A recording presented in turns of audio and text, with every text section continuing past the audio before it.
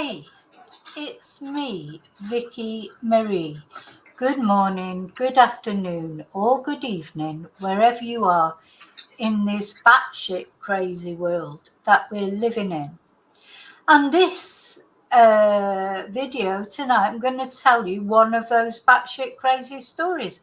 So imagine that you get a visit from the police or from the school, a complaint that your son, your teenage son, who has problems with bullying at school apparently, has been threatening to go and shoot up his school on Discord, on the social media app Discord. And people come round, you've got loads of weapons in your home, and they come round to talk to you about it, and you express concern, and it all comes to nothing. And then what do you do next? Comes to the following Christmas, you buy them a rifle. Of course you do. Of course you do.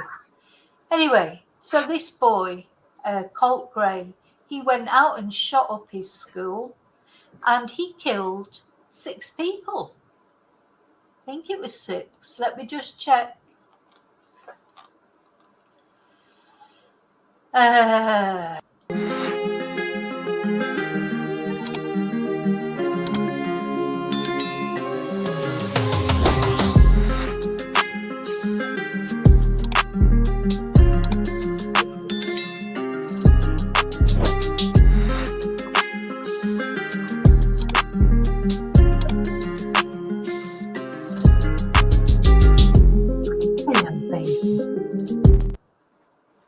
So, hi, for those of you who don't know me, my name's Vicky Marie. I do videos on true crime, and today what we're going to talk about is this most latest school shooting in Georgia.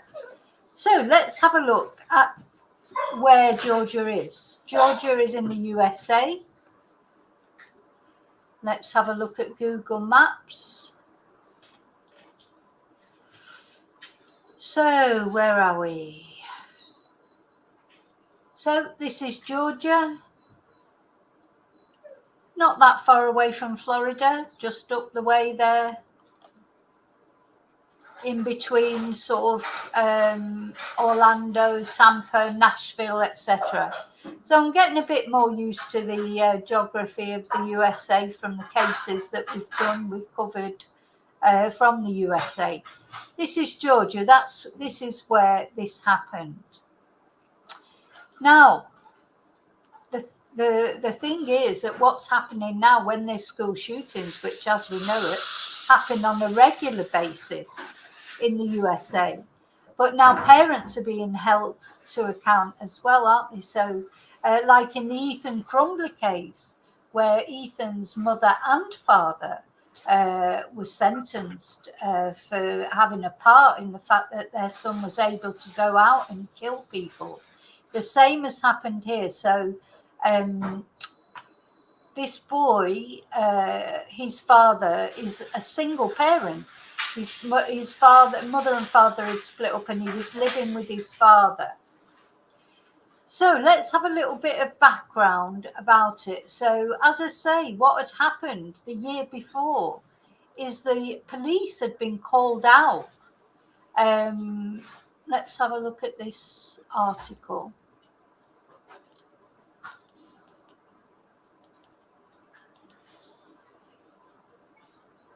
So Colin Gray, this is the father, 54 years old, the father of Apalachee High School shooter Colt Gray, who was 14. This is him entering the Barrow County courthouse for his first appearance. And this was on Friday, September the 6th, 2024. So it was just the two of them, the teenager and his father, since an eviction a year earlier had ended with the boy's parents parting ways in a separation that fractured the entire family. That's what Colin Gray told a Georgia sheriff's investigator who came to his door in May 2023, asking whether an online threat to commit a school shooting had been posted by his son Colt. He said, "I don't know anything about him saying things like that," he told investigator Daniel Miller, according to a transcript of their interview. "I'm going to be as mad as hell if he did, and then all the guns will go away." However, now both he and his son are charged in the killings of 2 students and 2 teachers last Wednesday at Apalachee High School in Barrow County, outside Atlanta. 9 others were hurt and 7 of them were shot. The Grays appeared on Friday for the first time in court, where their attorneys declined to immediately seek bail. So this teen is charged with murder, and his father is accused of second-degree murder for providing his car with a semi-automatic AR-15 style rifle used to kill the children. Arrest warrants say that the elder Gray did so already knowing that his son was a threat to himself and to others. So it's inconceivable, isn't it, really? A 14-year-old boy and his father buys him an automatic rifle for Christmas. And a troubled boy, a boy that there'd already been these problems with. Jackson County authorities ended their inquiry into Colt Gray a year ago, concluding there wasn't clear evidence to link him to a threat posted on Discord, a social media site popular with video gamers. The records from that investigation provide at least a narrow glimpse into the boy who struggled with his parents' breakup, and at the middle school that he attended at the time, his father said others frequently taunted him. "He gets flustered and under pressure. He doesn't really think straight," Colin Gray told the investigator on May the 21st, 2023, recalling a discussion he'd had with the boy's principal. However, shooting guns and hunting, he said, were frequent pastimes for father and son.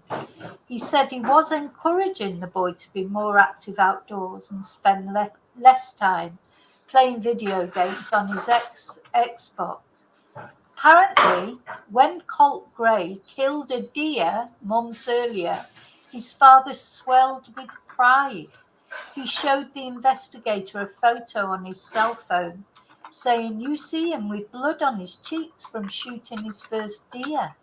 It was just the greatest day ever," Colin Gray said. Anyway, there's no mention in the investigator's report, apparently an interview transcript, of either Gray owning an assault-style rifle. Asked if his son had access to firearms, the father said yes, but he said the guns were not kept loaded, and he insisted he had emphasized safety when he was teaching the boy to shoot. He said he knows the seriousness of the weapons and what they can do, and how to use them and not use them. Anyway, apparently an eviction upended the Gray's family in summer 2022. On July the 25th of that year, a sheriff's deputy was dispatched to the rental home on a suburban cul-de-sac where Colin Gray's wife, Colt, and the boy's 2 younger siblings lived. A moving crew was piling their belongings in the yard. The Jackson County deputy said in a report that the movers found guns. Okay, just want to say, Chumber, I'm trying to reply to your comment, and YouTube keeps rejecting my comments as spam. So, sorry, but yeah, it was a good live, thank you. And hunting bows in a closet in the master bedroom.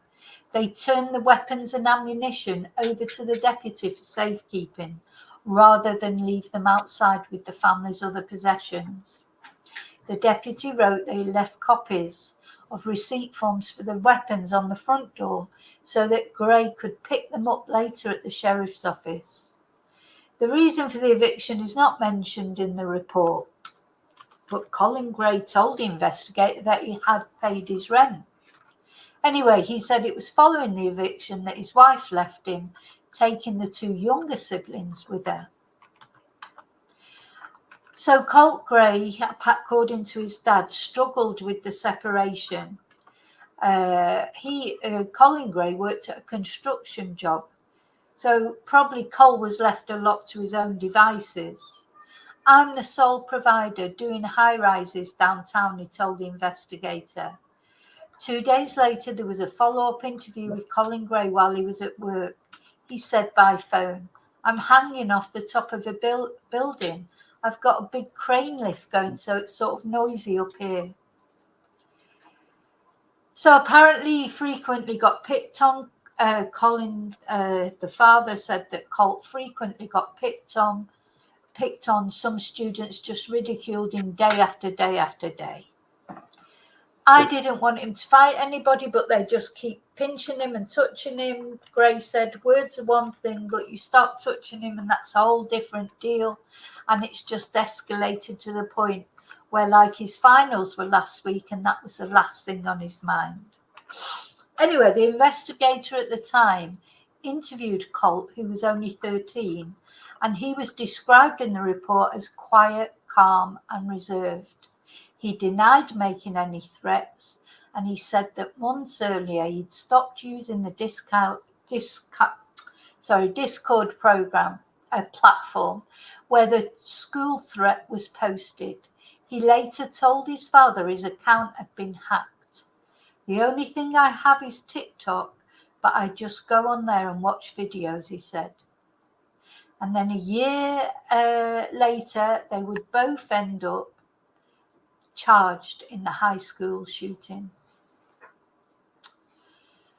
So he insisted a year before that to the sheriff's investigator, his son was not the type to threaten violence. He's not a loner. He just wants to go to school, do his own thing, and he doesn't want any trouble. So that's what he said.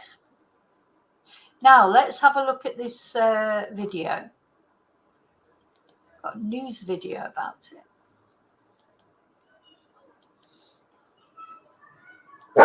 Has been arraigned. In his first court appearance, the suspect, Colt Gray, was charged with 4 counts of felony murder. He's accused of killing 2 students and 2 teachers with an AR-style gun.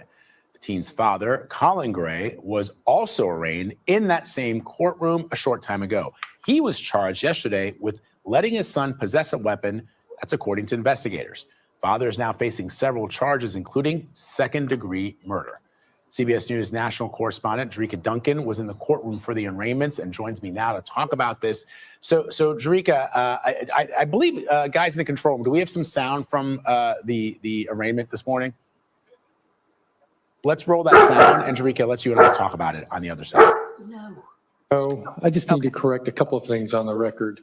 I correctly told you the maximum penalty for the crimes for which you are charged. That's correct, except for the fact that you are under 18 years old.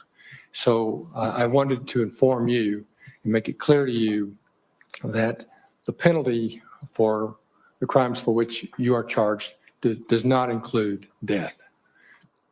All right, Jerika, so we just heard a little bit of what the judge had. So the death penalty is off the table because of his age, but I presume a life sentence is on the table. Had to say. He was speaking to that 14-year-old boy. What's really interesting, as you know, in this case is something that we've started to see, which is parents being held responsible for the actions of their children, specifically as it relates to shootings at schools. What else did you see this morning in that court? So what do you think about that? Do you agree with it? Do you think that parents should be held accountable for their children's actions when they go and shoot up schools? I mean, personally, I think especially in cases like this where he's actually gone out and bought him for Christmas a gun. I mean, I'm just lost for words at that. This is a troubled teen as well. He was having problems. He'd had this investigation against him. He was told his father that he was being bullied at school and picked on. Anyone with half a brain cell would see that he should not be in possession of guns. I know that there's a big hunting tradition in America and in these places. I just find it disgusting that he would think it was great that his son had shot a deer and he had blood on his cheek. I just find that foul, to be honest. But okay, that's what they do. Well, but this boy had issues. His father knew he had issues. He bought him a gun. The gun must have been left. Well, the gun was left around where the boy had access to it, because he gained access to it and went and murdered 2 students and 2 teachers. So we'll have a look at them in a minute. The victims. We'll talk about the victims a little bit. So what do you think? Do you think this is right, that this father should be held responsible? Yeah, and you're speaking about the Crumley case earlier this year, when you had the first set of parents in this country charged in connection to a mass shooting in Michigan that also claimed the life of 4 students. As far as today's case, what was so interesting, Vlad, is the idea of seeing all of the parents in that first row in the courtroom who came in and wanted to be there for this first court appearance, and having to see that 14-year-old's face again, because they needed to clarify that he is not, in fact, facing the death penalty because he is 14 years old. That would only apply if he was over the age of 18. So definitely tough for those parents who I watched. Some were crying, some were holding each other. A few of them had shades on, as you can imagine, just still very stricken with grief and overcome with emotion, and having to sit there and look at the person that is believed to be responsible for the killing of their children, of those 2 teachers, was incredibly difficult. I talked to a couple of those family members as they came out. They didn't have any comment, but it was a bizarre moment. I've never seen anything like that, when it's already painful enough to see the face of someone accused of killing 4 people, to have to come back and see them again. But again, another moment, if you will, because you're talking about a father who we now know gave a gun to his son after the investigators came to the house inquiring about the possibility of his then 13-year-old son wanting to commit a school shooting.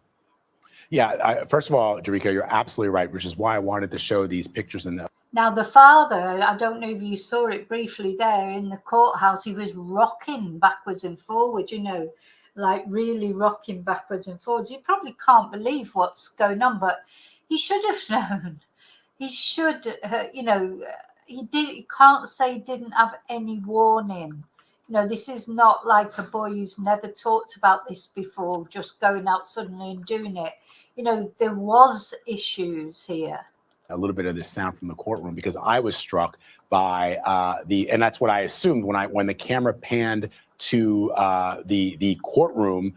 I looked and I saw people holding their hands, people wearing sunglasses, presumably because there are tears in their eyes. And that was incredibly, incredibly moving. And then, as you just explained, this timeline, police a year ago, when the suspect was only 13 years old, began an investigation. Take us through that investigation, and then subsequently what the authorities are alleging, as you just indicated, about what the father's actions in the wake of that investigation, which led up to this shooting. Vlad, one thing that stands out, and we've heard time and time again, if you see something, say something. So this was a case where people from California, from Australia, reached out to authorities. They then sent that information to the county. The county went to the home in May of 2023 to ask the family questions about possible messages sent on Discord regarding a school shooting. The young man, 13 years old at the time, denied it. The father admitted that there were guns in the house, but he said, we keep them secure, we keep them locked up. And they went about their way because no crime had honestly been committed at that point in time. And that's the tough part about a lot of these types of stories, even when we hear people say, oh, he mentioned something about, or she said she was going to do such and such. But at the end of the day, until the crime is committed, it's really hard for authorities to get in there and arrest anyone. Of course, we've talked about red flag laws to help prevent things from happening. But it's just so unfortunate that there was sort of a peek into what was to come, but who would have ever known for sure and with certainty that would be what we're here talking about today, the death of 4 people at Apalachee High School. Yeah, and that 14-year-old now arraigned on 4 counts of felony murder, and his father also arrested and in that courtroom. Jerika Duncan reporting from Winder, Georgia for us this morning. Jerika, thank you very much. Appreciate it. Okay, so let's have a look at the victims. So this is one of the teachers, Christina Irimie. Now, I say there are other people that have been shot. Sorry, let me just get other people that have been shot, but these are the 4 people that have died. So 2 teachers, 2 students. So this is one of the teachers, Christina Irimie. And she's a Romanian immigrant. Oh, they blame immigrants for everything. This poor woman's she's been shot by a good old American boy. So Christina Irimie, a Romanian immigrant, was one of 2 teachers at Apalachee High School who died in the shooting. She was 53. She is listed as mathematics instructor in the staff directory published online by the Barrow County School District. Irimie jumped in front of a student to protect them from the shooter, according to an eyewitness. Gosh, that is bravery, isn't it? Sacrifice. This is part of the reason why. Anyway, never mind. I would not be surprised that she would do such a thing because she was dedicated to her students, to the children. Father Nikolai Klempers, who said he had known Irimie for more than, oh God, they're calling her by her surname, aren't they? Christina, please, Christina. Who said that he had known Christina for more than 20 years, told CBS News. Isaac Sanguma, a student at the school who was there when the shooting happened, told us that Christina was his maths teacher. He recalled speaking to her for the last time on Wednesday morning when he said she encouraged him to get to class on time. The high school junior described Christina as welcoming and said she prioritized instilling a sense of confidence in her students. He also said she was a kind person who told corny jokes. I didn't know that this was going to be my last time seeing her and talking to her, Sanguma said. I just can't believe that my teacher, somebody I see every day, it just doesn't feel real. This is the second teacher, Richard Aspinwall, who died. He was also a maths teacher at Apalachee High School. He was 39. Richard was an assistant coach for the high school's football team and a father to 2 young girls. The head football coach, Mike Hancock, told the news outlet that Richard would hug his wife, Shayna, and their children in the end zone after every game. So he's got children, so he's got wife and children who have lost their husband and father. He would always push us. So he was described as a kind man whose standards he hoped to live up. This guy, sophomore Isaiah Hooks, said he was a kind man whose standards he hoped to live up to. He would always push us to be who we are and made sure we were doing the right thing, Isaiah said. Isaiah had just seen his coach that morning at football practice. I wish it was all a dream. He said, me and my team, me and my friends, we can all just wake up and it's still Wednesday morning and none of this had ever really happened. It must feel like a dream though, mustn't it?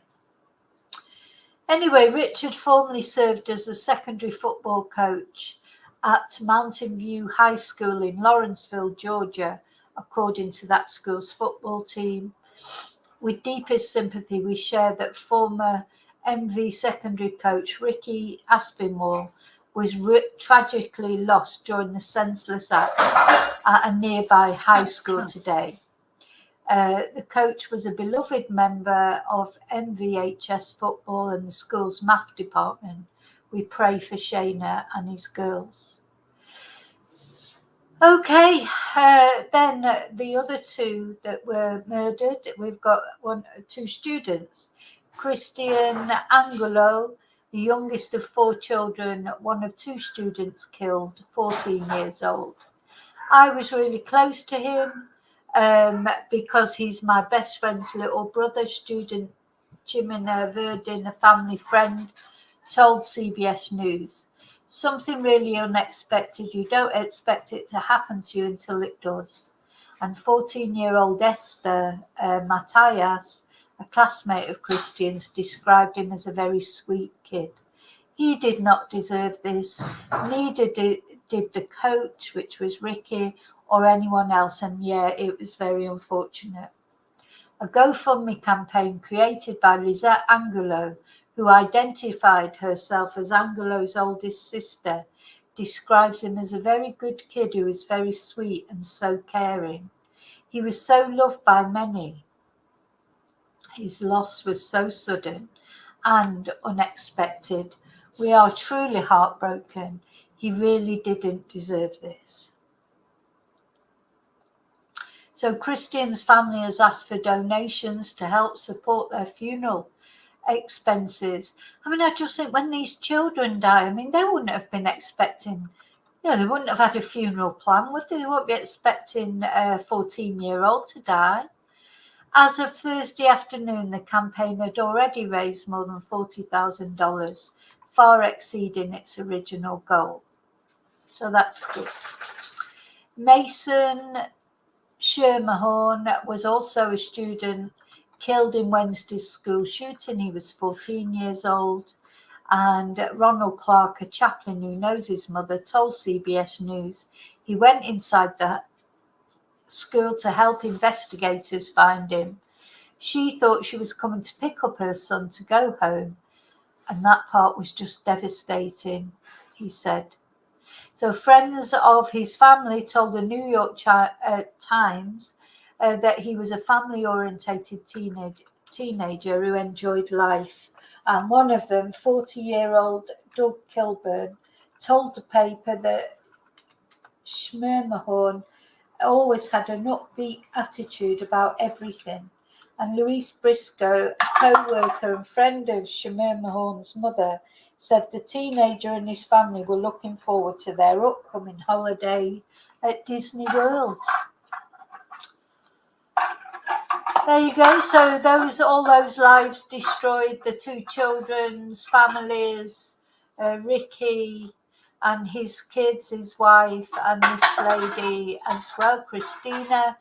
And, just terrible, isn't it? Terrible. So now then, I want to look at how many school shootings there have been this year. So I don't know if you know, but J.D. Vance, Mr. Donald Trump's running mate, has caused controversy, of course, because he has said that school shooting is a fact of life. So, it's funny, isn't it? Because these right-wingers, they don't. Now, it's true that if there were no guns, in America, this comes up every time, doesn't it? Let's presume that the gun laws were changed in America. Now, we've got no guarantee that still these people would still maybe find a way to cause havoc, because look what happened in Southport in the UK. That boy, a 17-year-old boy, took a knife and murdered 3 children. So it's a very difficult subject, I think, because there is no guarantee. If somebody really wants to kill people, it wouldn't matter maybe if guns were outlawed. Maybe this boy would have just gone in there with a machete or a Bowie knife or something. What do you think? Do you think it would make any difference? Let me know in the comments what you think about gun laws. Would it make any difference if the gun laws were changed? But anyway, that's a typical thing that the right wing say, isn't it? That no, it wouldn't make any difference. And maybe it's true. But anyway, J.D. Vance, Donald Trump's running mate, he's got into trouble because he said that school shooting is a fact of life. So now maybe he's right, but was it the right thing to say at that time, just after a school shooting? 4 victims, families missing their loved ones, trauma, and was he right to be so blasé about it? Oh, school shooting's a fact of life. So he's been I think Donald Trump made a big mistake in picking J.D. Vance, to be honest, as his running mate. He is tone deaf. He says all the wrong things, a bit like Donald Trump, really. But Donald Trump seems to get away with talking a load of shite. But I don't think J.D. Vance is getting away with it. But yeah, so America's ideological split over gun control has spilled over into the presidential campaign after J.D. Vance voiced regret that school shootings had become a fact of life in the US. You're just basically giving up and saying, well, we've just got to get on with it. So this apparently has ignited a political row. As the Democrats, of course, they'll use that as evidence of a lack of empathy. And of course, then the Republicans are saying, oh, the remarks were taken out of context. So he has called for more security measures in school. God, could they have any more security measures? I thought they were all locked down, these bloody schools now. And don't they all get lessons in what to do if there's a shooter or whatever? I mean, how awful. Imagine that on your orientation day. You just start in school and one of the things you have to go through is what to do if there's a shooter. Whereas Democrats, including Kamala Harris and Joe Biden, they want a ban on assault-style rifles, more background checks and other gun safety action. Now, I don't know. Sorry, I'm just stopping that a minute. You might have gathered that's a video. This is a video that I made earlier, but I am really here as well. I keep trying to make comments and YouTube keeps rejecting my comments as spam. Says YouTube rejected your comment. This usually means they think it's spam. Try changing it a bit. For God's sake, how can they reject my own comments? But anyway, what I was trying to make a comment and say was, I do think it's a good idea to start charging the parents, because I do feel that by charging the parents, then the parents will it's more likely that they'll either not have any guns in their home, full stop, or they will, make sure their teenagers can't get hold of them. Everybody knows about school shootings. If you had a teenager, it's got to be on your mind. Either you're going to be, if you're living in America and you've got a teenager going to school, going to high school, you're either going to be worrying that they're going to be shot, or you're going to be worrying that they're going to be the shooter if they're troubled, if they've got, issues, which most teenagers have got issues. Somebody showed me a teenager that hasn't got issues. So I do think charging the parents is a good idea, especially in a case like this, where the guy had bought the gun himself, giving it he was glorifying guns and violence against animals with the young lad hunting and stuff. And okay, I know a lot of people do that, but he knew his son had issues because the police had been round to see him to tell him that he'd threatened to kill people on Discord or whatever.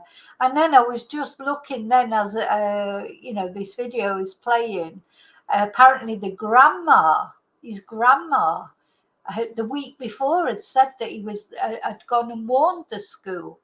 I haven't looked into it properly yet, but that was JLR on Twitter saying that the grandma had warned the school the week before. So, there were signs. So I do think that maybe charging the parents may well be a step forward, because then the parents are either going to get rid of all the guns from their home, or they're going to at least make sure they're safely locked up and their teenager can't get their hands on them. Exactly. Nobody needs an assault weapon method, really. But I don't know if that would have prevented this particular shooting, because, this was his dad bought him a gun, well, first and foremost, a 14-year-old should not have a gun. That should be just a given. So there should be an age limit, shouldn't there? Maybe, God, you're not even in America. You can't smoke. You can't even drink till you're 21. But you can have an assault rifle. Just ludicrous, isn't it? So there needs to be some age checks. But I don't know if that would have made any difference in this case, because it was his own father who gave him the gun. Anyway, so what he said when he was asked about this is JD Vance. Good God. Dear me, talk about, saying the wrong thing. So asked about the Georgia shooting while he was speaking at a campaign rally in Phoenix, Arizona on Thursday, he said, "I don't like this. I don't like to admit this. I don't like that it is a fact of life. But if you are a psycho and you want to make headlines, you realize that our schools are soft targets." And he went on to say, "We've got to bolster security at our schools, so a person who walks through the front door and wants to kill a bunch of children, they're not able to." As a parent, do I want my kids' school to have additional security? No, of course I don't. But it is increasingly the reality that we live in. I mean, what do you think? Do you think that's the way it's got to be looked at? It's just the way it is. Realpolitik. You just have to accept it. Just step up the security. But of course, the Democrats saying the opposite. School shootings are not just a fact of life. This is Kamala Harris, I think, who said this. It doesn't have to be this way. We can take action to protect our children, and we will. So Vance had accused Kamala Harris of wanting to take law-abiding citizens' guns away from them. This gun thing in America, it is like a big thing, isn't it? I just feel it's like the bloody it's like the war, it's like Palestine and Israel. You feel like there'll never be an end to it. The argument, there's no what's the answer? Because it's all right to say, oh, they're a fact of life, but there's a lot of them. So let's have a look how many, in fact, there've been this year.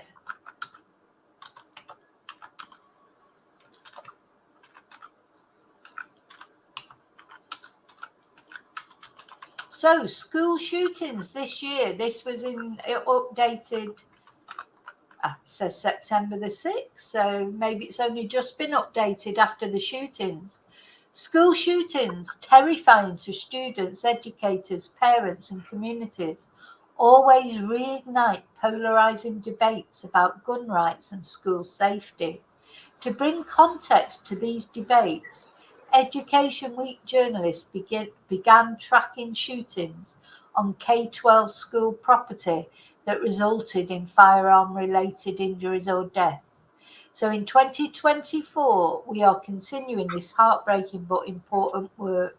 So this year, there have been 26 school shootings that resulted in injuries or deaths. And there have been 208 since 2018.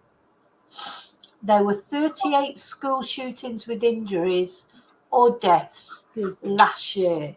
So 38 last year, there's been 26 so far this year. So we're on course for it being a similar amount. Apparently there were 51 in 2022. That was a year for it, wasn't it? Bloody hell. 51 school shootings in 2022, 35 in 2021. Only 10. I say only 10, it's 10 too many, of course. But wonder why, was that COVID? Was that when COVID was going on? Probably, yeah, because COVID was in 2020, wasn't it? That's probably how it only ended up being 10 in 2020, because that's quite a substantial difference, isn't it? So in 2018, 2019, there were 24 school shootings in each of those years. Then it went down in the COVID year, like to 10. And then look how it's gone up since then. I think everyone went a bit loopy, didn't they, after COVID? A bit more loopy than they were before. So, all of us did, didn't we? I think COVID definitely affected everyone's mental health, didn't it? So if people already had some mental health issues, all the COVID, the lockdowns, etc., definitely made it worse, I think. So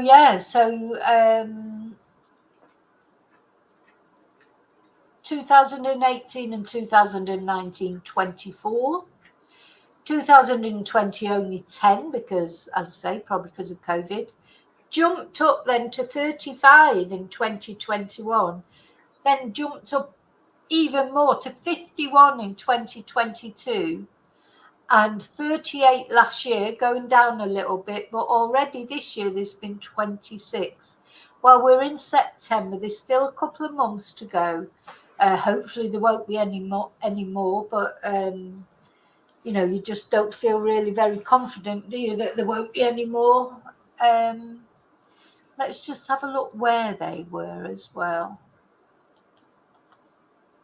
How many and where? Let's see.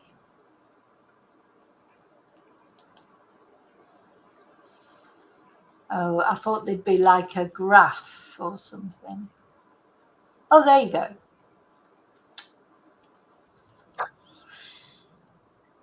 So this is America. So there's none here. There's this big chunk here. It's interesting, isn't it?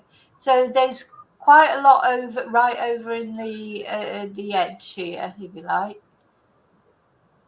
All around the coast areas here seems to be a lot, or just inland from the coast. 2 here. So that one was Iowa. 2 people killed.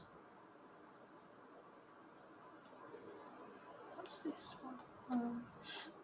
North Kansas. Trying to get it on there. 2 people. Oh, nobody killed, but 2 people injured.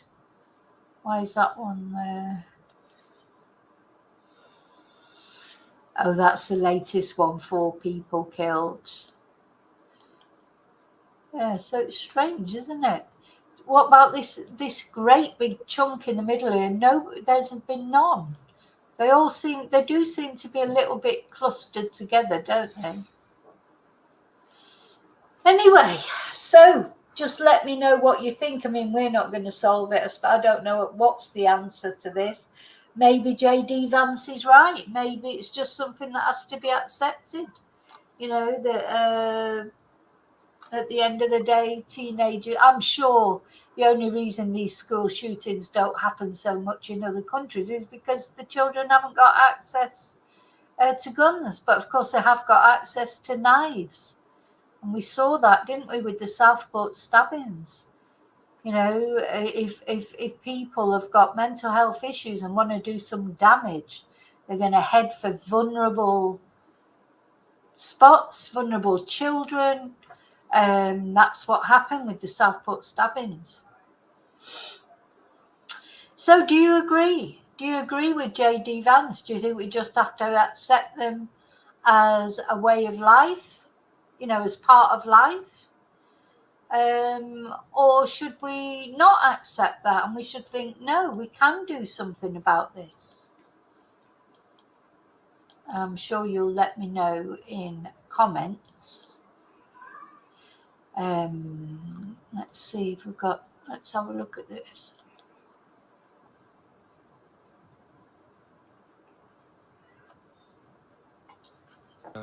Also let you know about in court. This is his father again. Very emotional. a preliminary hearing that's been scheduled for you. Why don't you just state your name, please? All right, pull the microphone down, please. There you go. All right, and how old are you, Mr. Gray? 54. And are you able to read and write and understand the English language without any difficulty? Yes, sir. How far did you go in school? 11th grade GED. Okay.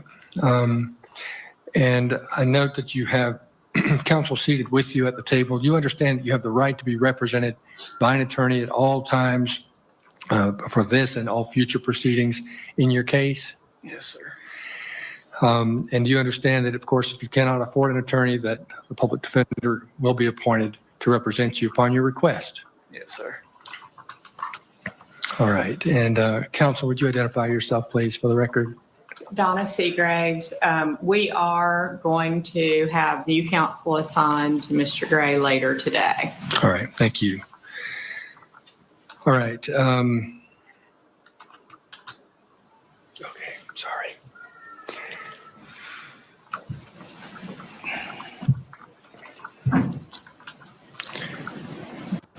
Just need to make sure that the system is working. And all right. So the following aren't questions that I'm going to ask. I'm just informing you of some things. You have the right to remain silent. Anything you say can be used against you at further hearings or at a trial on the charges that you're facing. For this hearing, you're not going to be questioned about facts and circumstances surrounding your charges. You are currently charged with, and you'll be provided with copies of the warrants if you don't already have them, currently charged with 2 counts of felony murder in the second degree. You're charged with 4 counts of felony involuntary manslaughter.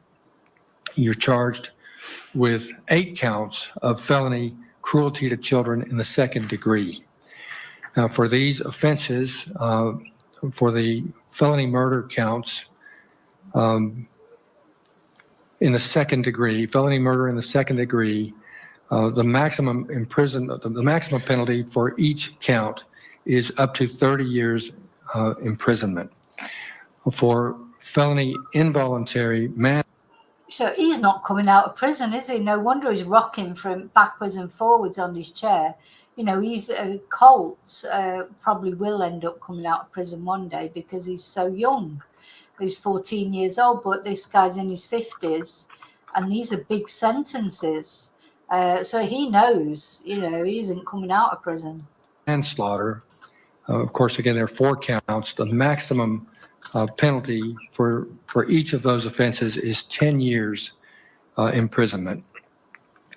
For the 8 felony cruelty to children counts, the maximum penalty under the law for each of those 8 counts is 10 years imprisonment, for a maximum total possible penalty for the charges that you currently are facing of 180 years imprisonment. 180 years in prison he's facing. Well, do you know what? I bet there's a lot of families out there in America, a lot of parents making sure they're good. I hope so anyway. I hope so. Maybe it will. I think this has been a good thing that they've done since Ethan Crumbley's case, prosecuting the parents, because now those parents, they're going to make sure the guns are locked away safely, or get them out of the house or whatever, because now the parents have got a vested interest to make sure that their children can't get their hands on these guns. Thing is, teenagers, it's all sorts of mental health issues affect all teenagers, even teenagers from rich households, or it's not just working class people, or this is an epidemic, mental health illness, and problems at school, bullying, all those things. So this is good. I do think it's good, because hopefully maybe it will help. Now that they've started to prosecute the parents, maybe it will help. If you have questions about these charges, which I assume that you will, the court urges you to discuss those with your attorney. Let me inquire as to whether there's a motion for bond, if Mr. Gray is moving for bond at this time. No, sir, not at this time. We will allow alternate counsel to make that decision. All right, thank you. And I also need to inform you that you have the right to an indictment by a grand jury, and you also have the right to a preliminary hearing unless you make bond or waive such a hearing. You have the right to a speedy and public trial by a judge or jury. You have the right to confront and cross-examine all witnesses. You have the right to call witnesses on your own behalf and testify in your own defense if you so choose. I want to make it clear to you, Mr. Gray, that you are presumed innocent. Your refusal to testify at any point cannot be used against you in determining whether you are guilty or not guilty. I mentioned the first appearance hearing a moment ago. That is being set for you for December 4th, 2024 at 8:30 a.m. Currently, that's set to take place in the Magistrate Court of Barrow County. It could be subject to change, but I just want you to know that that is the date that we currently have. In fact, counsel, could you approach, please? I have this, let's see, I need to scratch this out.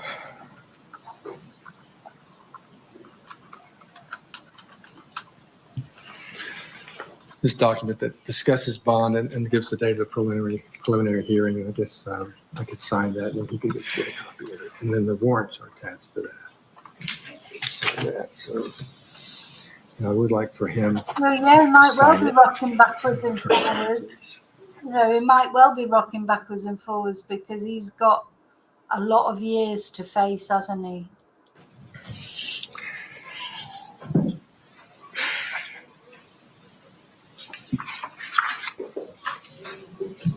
Right there, just so you're getting a copy of that. He is giving you a copy.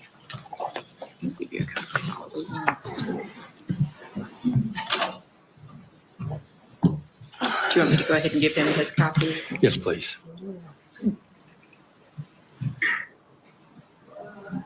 And the page continues.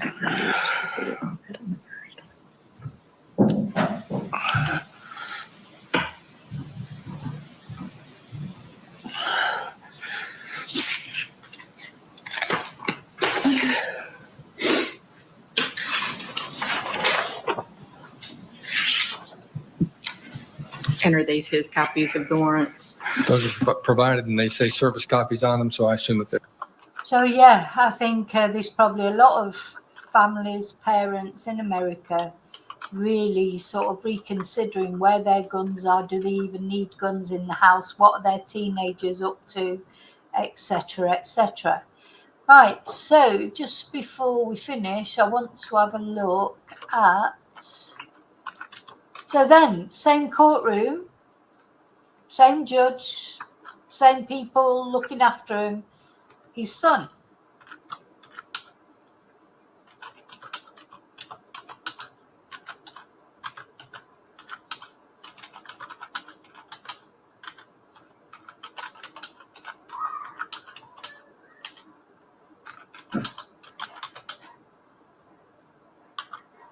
You know, when you see this boy, he looks tiny, doesn't he? Joe, the damage that a young person like that can do. Just to let you know, I did forget to share at first, so, but anyway, I do remember to share in a minute. You know, why did he do it? Why, you know, I appreciate that maybe he was bullied and he looks like a child. With the possibility of. Yeah, so this young lad, he's not one of those 14-year-olds that looks like a man, is he? Sometimes 14-year-olds look like a man. He does look like a little boy. You think the gun would be bigger than him. You know, he's like, you know, it's a shame. It is a shame. Why? Because his life's down the toilet, isn't it? I mean, he probably will come out of prison. I think he's young enough to go to prison, get even a really lengthy sentence. But will he get parole one day? I don't know. But, you know, he just looks, I just think he looks so tiny. But, yeah, David, there'd been an investigation. The police came round the sheriff came round to the house. And there was an investigation. So the father knew that, so apparently on Discord, this lad had made a threat to kill, you know, and this was reported to the police. The police came round, investigated. I think it was in the May time before this happened. Last week, wasn't it, that it happened?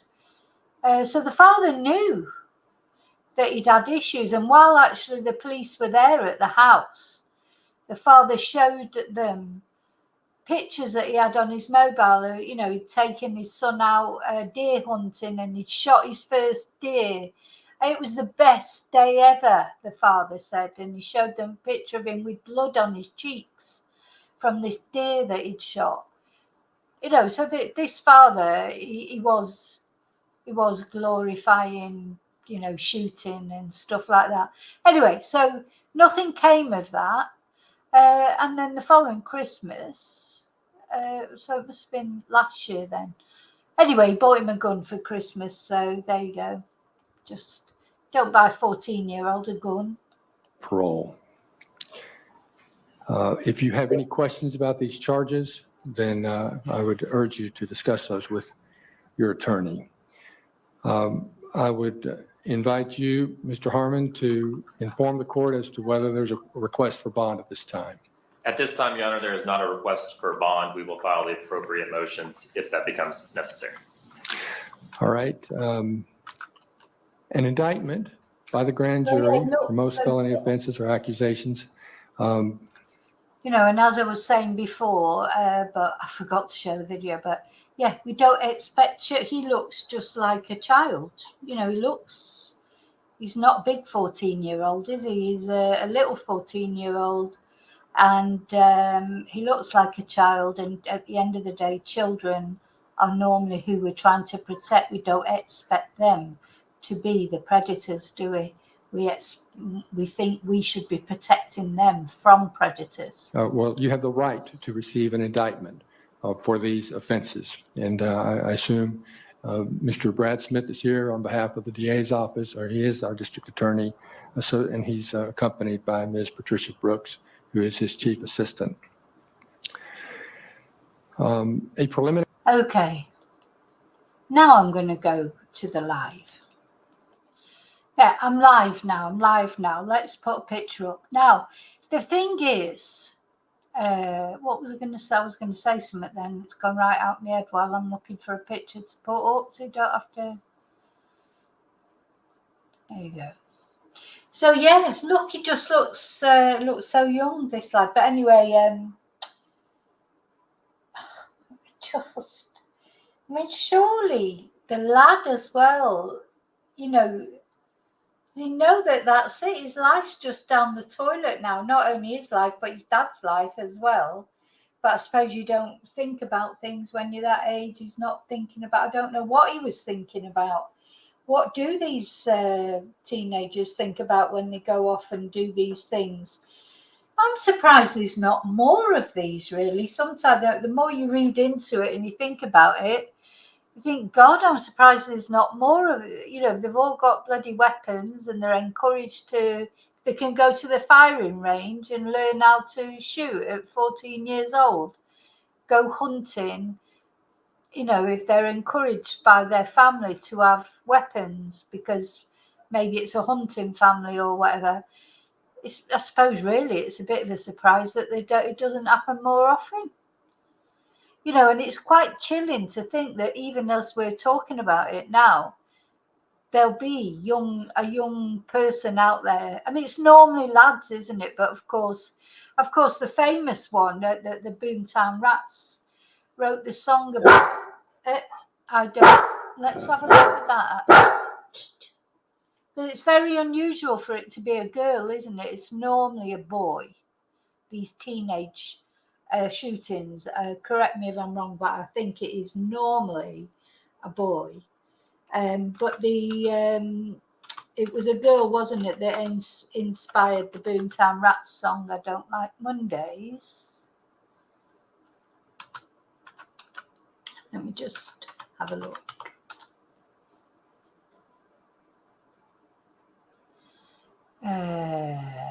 So it was the Cleveland Elementary School shooting in San Diego. And what happened? Let's see what happened.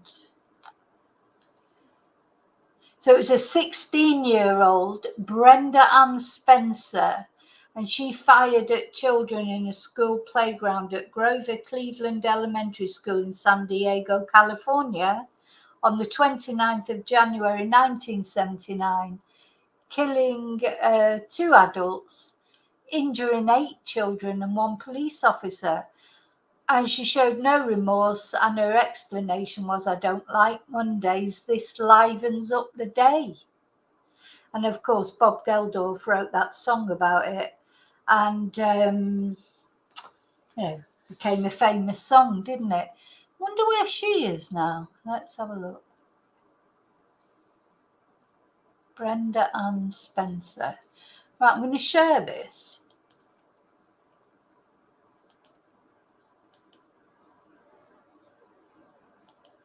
Yeah.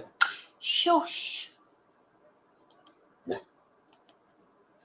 So, how old is she now then? So yeah. She will be. She got life imprisonment with the possibility of parole after 25 years. Well, she'll be out, will she? She'll be out now, will she? Stop it. So this is her, Brent. Oh, she's 62 now. Oh, no, she's still in prison. Her next parole hearing is next year. I wonder why she's not been... I wonder why she's not been released, because it is a long, long time ago now. When was it? 1979. It's over 40 years ago. I wonder why she hasn't. Let's just have a look at her parole attempts. So initially she said she had been hoping that the police would shoot her, you know, like suicide by cop. Seems like she didn't have a very good upbringing, but you know what? Lots of people don't have very good upbringings, do they?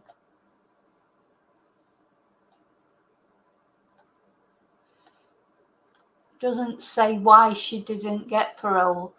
Because I was surprised she didn't get parole, to be honest. You know, what would be the reason? Maybe she's still got issues. God. So, do you read that there? In the months following the shooting, one of her first cellmates, a 17-year-old girl, moved in with her father and married him on March the 26th, 1980. and they had a daughter together, after which she fled the household and eventually divorced and left Wallace Spencer to raise their child alone. And Wallace Spencer died in February 2016.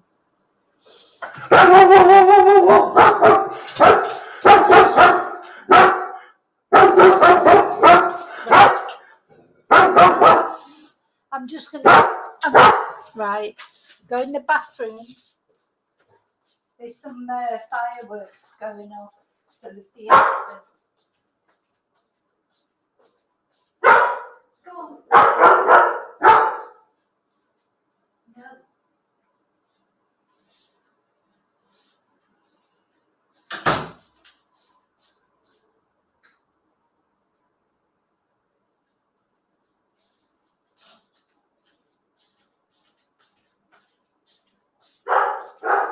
Oh.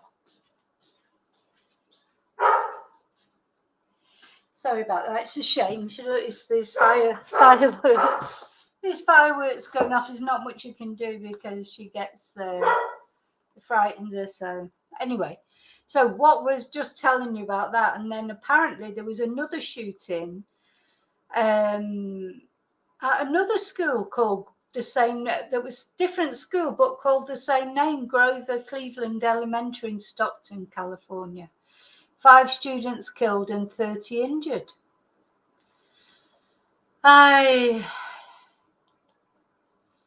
It's sad, isn't it? It's sad obviously for the victims, and also sad for the perpetrator, because their life is completely ruined too. Everyone's life is ruined.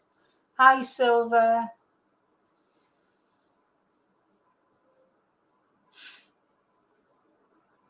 Yeah. 2 classmates and 2 teachers. I know, it just, when we've been looking at the Micah Miller case, she just walked into that, it was to kill herself, but she just walked into that pawn shop, bought a gun. 10 minutes it took to go in, buy a gun. No checks will have been made on her mental health. Look at her mental health history. Why was she allowed to buy a gun just like that in 10 minutes? When she had a long history of mental health issues.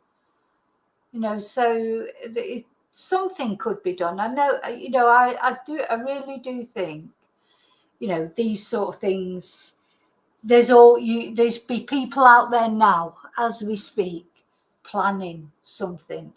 You can bet within the next couple of weeks or whatever, there'll be another event somewhere, because of course that's just America. It tends to happen in America a lot because of the gun laws being easier there.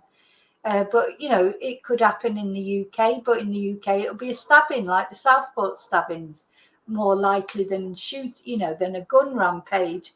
It's rare for us to get a gun rampage in the UK because of the gun laws. We did have one though, didn't we? Had that young lad, that incel guy. Let's have a look. Killed his mum and then shot a couple of people. That was quite recently.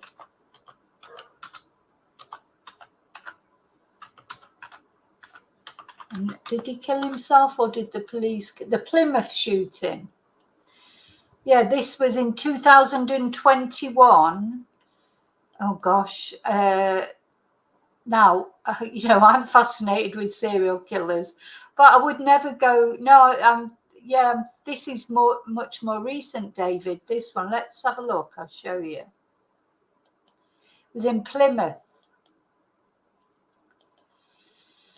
It's a young lad, another young lad. Plymouth shooter fascinated by serial killers and incel culture. Jake Davison killed 5 people in August 2021. So, he'd had some issues with being aggressive and that, but he had a gun for hunting, I think. So a man who killed 5 people, including his mother and a 3-year-old girl, was fascinated by mass shootings, serial killers, and violent heroes of incel ideology. And the jury also heard that gunman Jake Davison expressed strongly misogynistic views and despair about his own life in the months before he killed 5 people. And on the afternoon of the shootings, which ended when he turned his pump-action shotgun. So he had a pump-action shotgun. How did he have a pump-action shotgun? So apparently he viewed an online thread asking why incels felt the need to end their own lives and looked up posts on kidnapping and detransitioning, the court heard. So during the second day of the inquest on his 5 victims, because what he did was that as he just sort of shot anyone who was around, and unfortunately there was a man with his daughter. That's how the child ended up getting killed. I mean, it was, terrible. Started off shooting his mum. They quite often do. The Hungerford guy shot his mum, didn't he? So during the second day of the inquest on Davison's 5 victims, the jury in Exeter was shown a police video recreation of the shooting, including footage of him walking around the streets of his neighbourhood in August 2021, holding his pump-action shotgun. Let's have a look at this video. So this is a reconstruction. This isn't the actual video, apparently.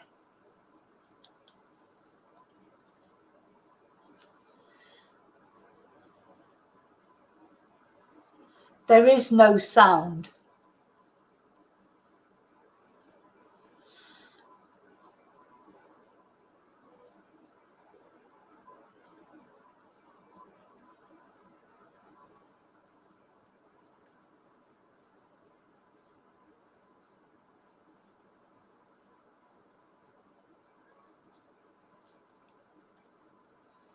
So his poor mum had rang the police to say there was a situation, from where it says here, and 1808 he shoots her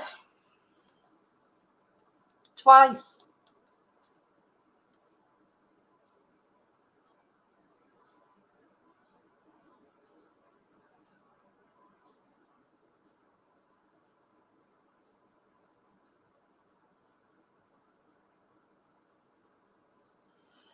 How awful.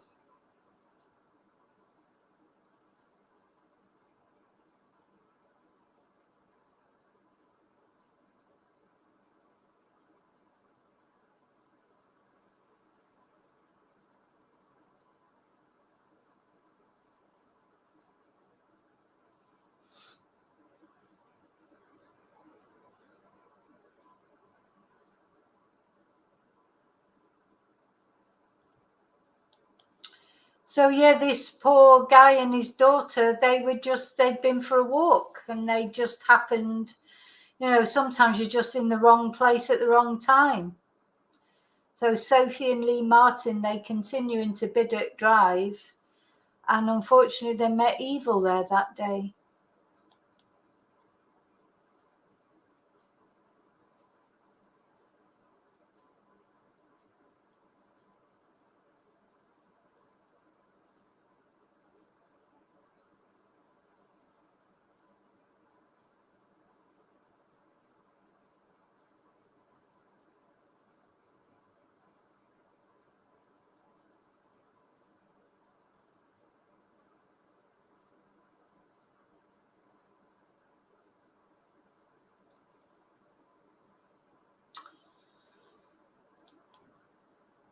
So at 1809, he kills Sophie and Lee Martin. Lee is shot 3 times, once from a range of about 20 metres, another from an undeterminable distance, and a third from less than 1 metre. And Sophie is shot once from a range of less than 1 metre. Just like you just think, what a horrible person. Because all right, he's decided his life's shit or whatever, and he's decided to take himself out of it. But why did he take that man and his daughter with him? you know, and his mum, of course. But at least that he knew who knows what was going on between him and his mum. But this man and his daughter, they were just walking past. He didn't even know them. He had no reason, to dislike them so much, to murder them or whatever. Just, I really hope he's spinning in hell, to be honest.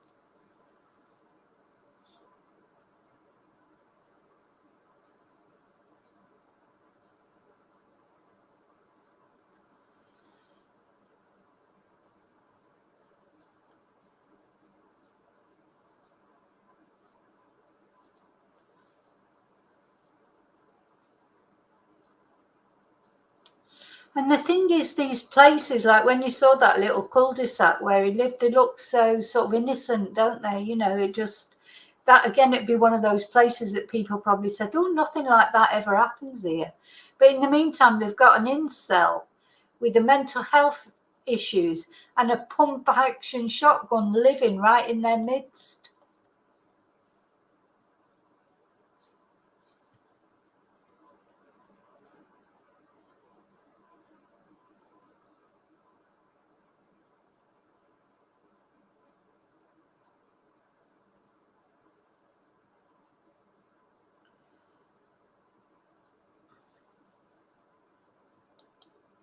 Yeah, then he finds one more victim, Stephen Washington, in Linear Park. Stephen is shot twice. One's from a range of 10 to 16 meters and one's from a range of less than 3 meters. So he's just walking through the park and this Jake Davidson comes up behind him.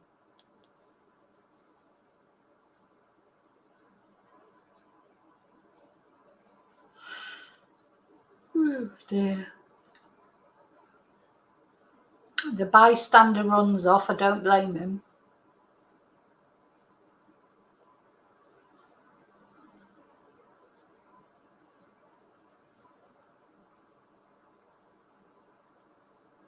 Oh, there's another one. So this poor woman, Kate Shepherd, she's just come out of Lidl. She's just been and done her shopping.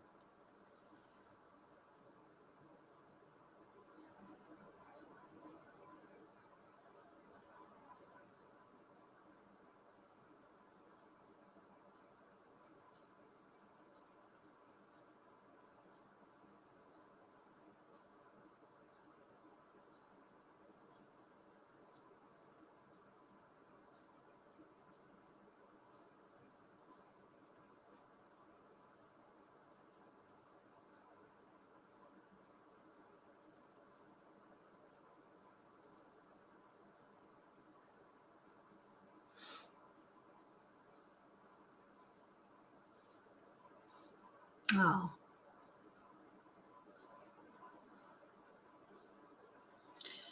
Yeah, so she just happens to be walking past him and he shoots her.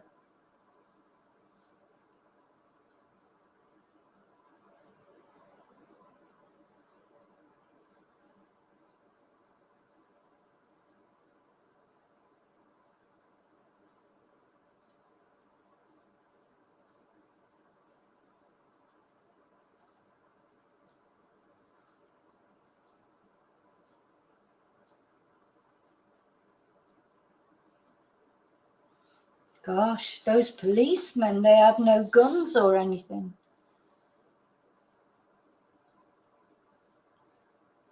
So is he looking for more victims?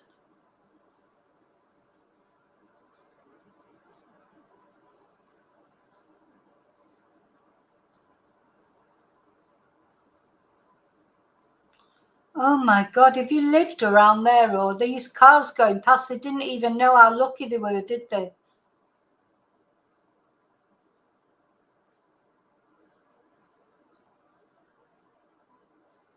There's the police there now.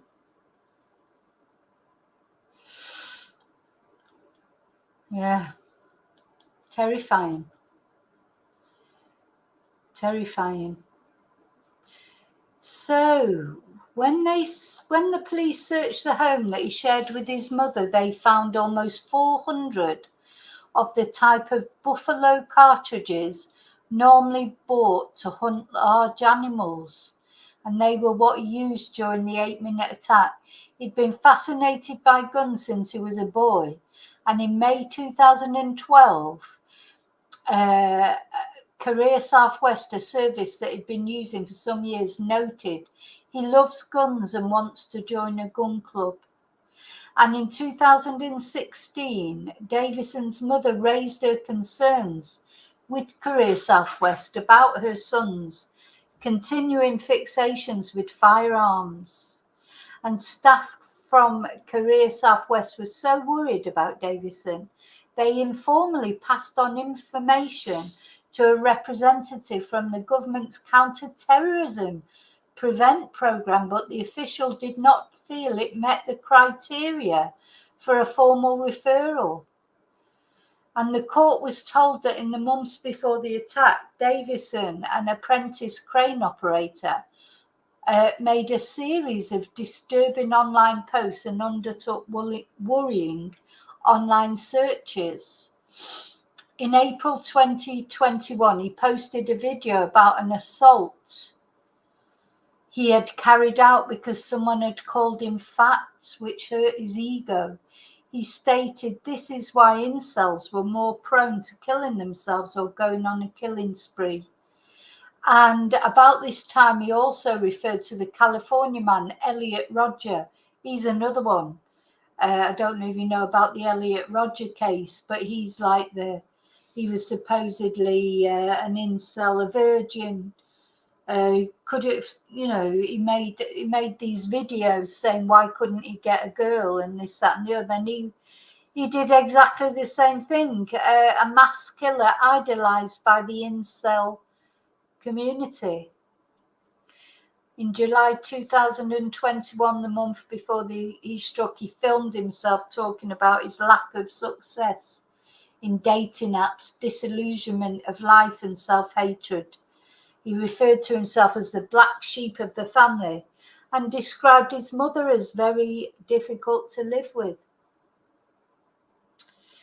He expressed views that had missed out on relationships, describing himself as a virgin, fat, ugly. And another point he said, I like to think sometimes I'm the Terminator or something. And in July, he looked up the 1987 Hungerford mass shootings in Berkshire, in which 16 people were killed. Gosh, 3 years before, I'll tell you what, if the police ever came in and saw my search history, they'd arrest me, I think. 3 days before the killings, he was searching for information about the US serial killer Ted Bundy and incel murderers. He watched videos of firearms and how to use them and posted a clip from an online game called Killzone. Anyway, so I think he took his own life, I think, at the end of it all. So unlawful killing verdicts, but it doesn't bring these victims back. So yeah, very sad.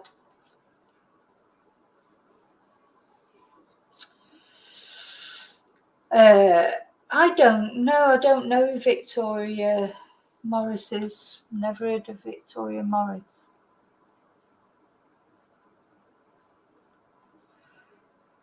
So yeah. So do you think that's right? He still had a license, like it was saying there. Let's see, on one of those other ones. Look, GP was not told that the Plymouth shooter had. I was going to try and get me to sign up. I don't want to sign up. Dr. Ben Dawson had declined to acknowledge Jake Davison's suitability to own a weapon. So the doctor is saying that he hadn't been told, he hadn't been informed about the shotgun certificate. Yeah. Jake Davison's GP was never told that his patient had been granted a shotgun certificate. after the doctor declined to provide an opinion on his suitability to own a weapon. Dr. Ben Dawson said he had refused because he was not qualified to comment on the assessment of behavioural and personality disorders. So he'd applied to Devon and Cornwall Police for a shotgun certificate in July in 2017 and had declared he had autism and Asperger syndrome on his application form, and he had given consent for his GP to share information. The letter gave Dawson 21 days to reply if he had any concerns, but the GP wrote back saying, "I decline to provide the requested report because it seeks an opinion on matters falling outside my medical expertise, namely assessment of behavioural and personality disorders." So they just give him the license. They just gave it him. And 5 weeks after he got his license, so then he got his shotgun back, he got his certificate back, and 5 weeks later he killed 5 people. And then turned the gun on himself.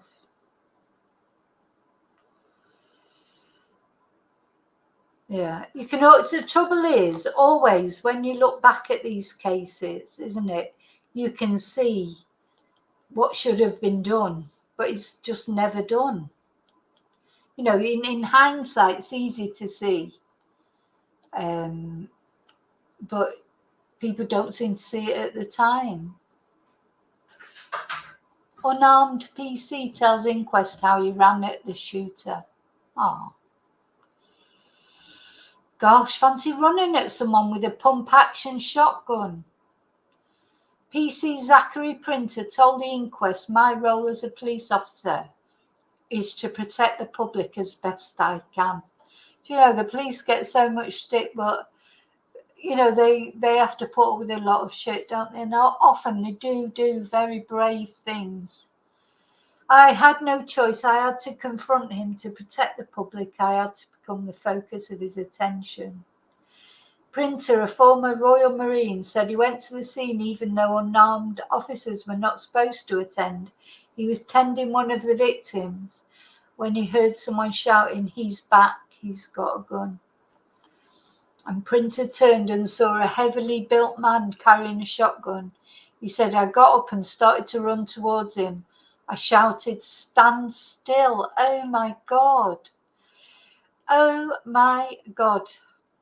My thoughts were, I needed to protect the public. I needed to protect my colleagues. I also needed to protect Jake. He was obvious." This is going to make me cry.